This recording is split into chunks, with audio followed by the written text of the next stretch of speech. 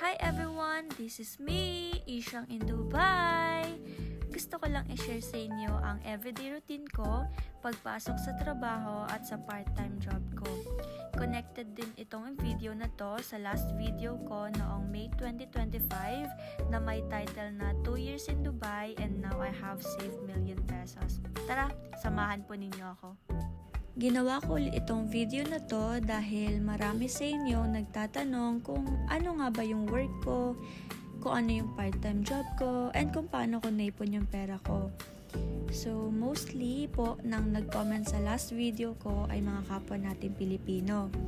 Hindi rin nawawala syempre yung inggit at galit ng ilan kapag may umaangat na kababayan nila.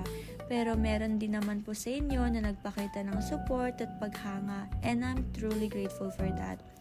To be honest, ayoko na sanang gumawa ng bagong video, pero dahil marami pa rin sa inyo bumabalik sa comment section at nagsasabing gumawa ka ng video kung paano mo naipon yung pera mo. So, ato na po yung sagot ko sa lahat ng tanong ninyo. So, after ko po na mag-work sa full-time job ko, dumediretso po ako sa part-time job ko, which is nagabang po ako ng bus papuntang metro. And then metro, magtitik na naman po ako ng another bus para makarating po sa part-time job location ko po.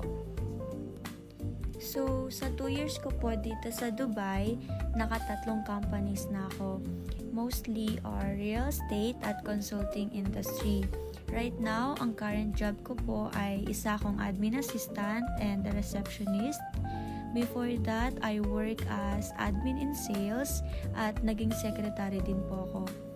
Syempre, kapag palipat-lipat ka ng company at lumalaki ang experience mo, tumataas din ang sahod. Bukod pa doon, may fixed part-time job din ako.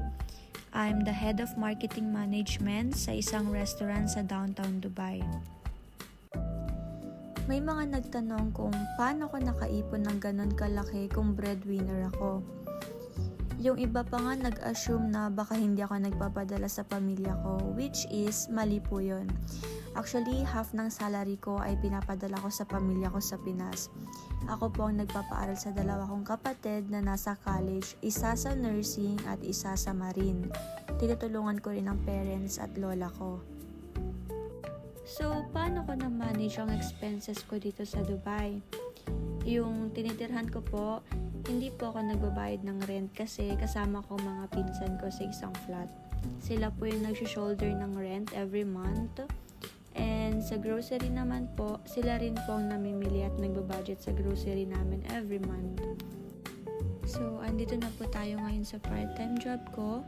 Sargon Restaurant, located po siya dito sa downtown Dubai, UAE. Karamihan din po ng damit ko and office attires na sinusuot ko, galing din po yan sa mga pinsan ko.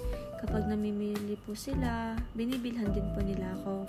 Sa allowance ko naman po, binibigyan din po nila ako minsan ng extra monthly allowance. Kaya grabe yung support system ng mga pinsan ko dito. Sobrang grateful ako and sinusuklian ko na lang ng kabaitan at kasipagan sa bahay. Kaya kung nakaipon man ako, it's not just because of me, dahil rin yun sa support po nila.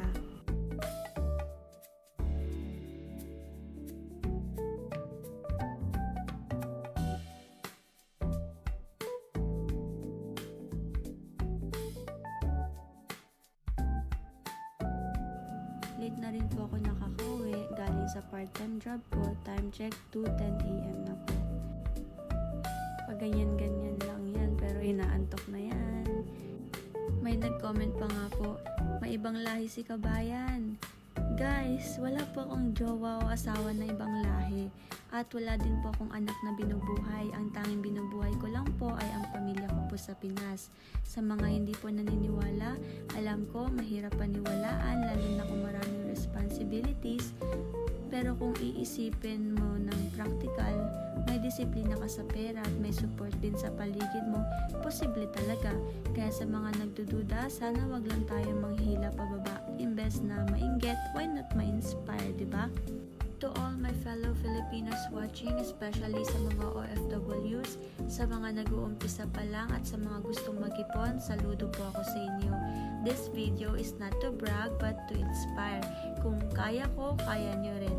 Let's stop pulling each other down and instead support one another sa bawat success ng kapwa mo Pilipino. Dapat masaya ka kasi ibig sabihin, posible din yun para sa'yo. Magsipag, magdasal at huwag mawalan ng pag-asa. Thank you for watching and stay positive sa life. Bye!